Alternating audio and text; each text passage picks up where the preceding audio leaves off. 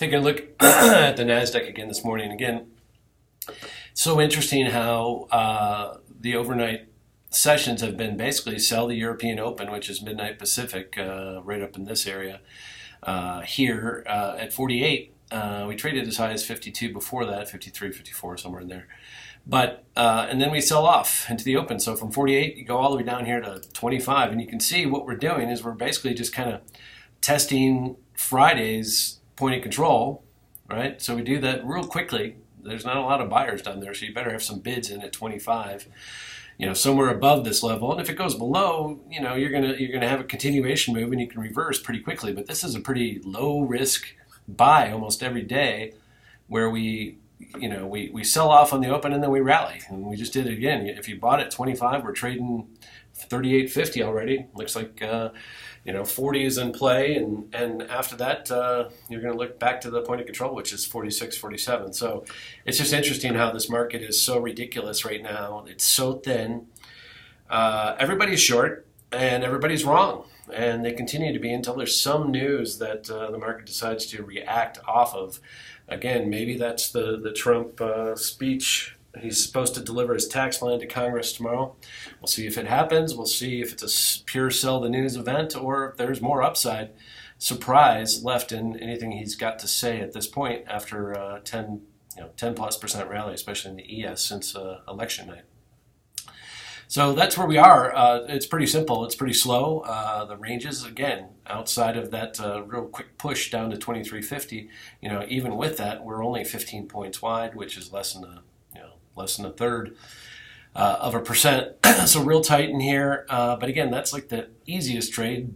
Buy here, or excuse me, sell the Euro Open, buy the US Open, and sell here. And there's basically 2 trades, and you're done for the day with the bulk of the move too. I mean, if you sold 48 and you covered at 25, you got long at 25, and you're up here at 13, you're looking at about 35 points, and we're only 13 wide. So that's on the opening hours. Again, this is what's going on. The market is not moving intraday. It's only moving outside of hours. And basically, to me, it looks like market makers are having some fun at the expense of what the press is, or, there was a lot of articles this weekend about distribution. The smart money is selling. It doesn't work that way.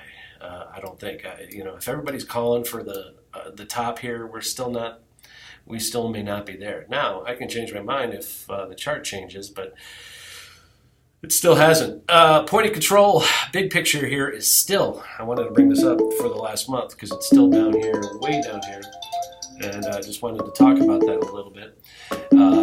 Point of control still down here at 51.55 for the big picture. Very jagged. Matter of fact, if you brought up a Tesla chart here, you would see almost the same looking picture that you're seeing here on the NASDAQ with all these holes, right?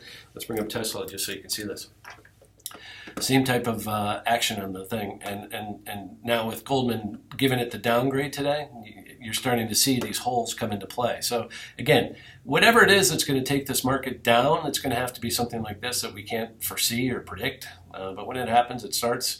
And who knows? Who knows if this even continues? This may be a buying opportunity that Goldman put out. When they put out a sell, maybe they're looking to pick up some Tesla. Who knows?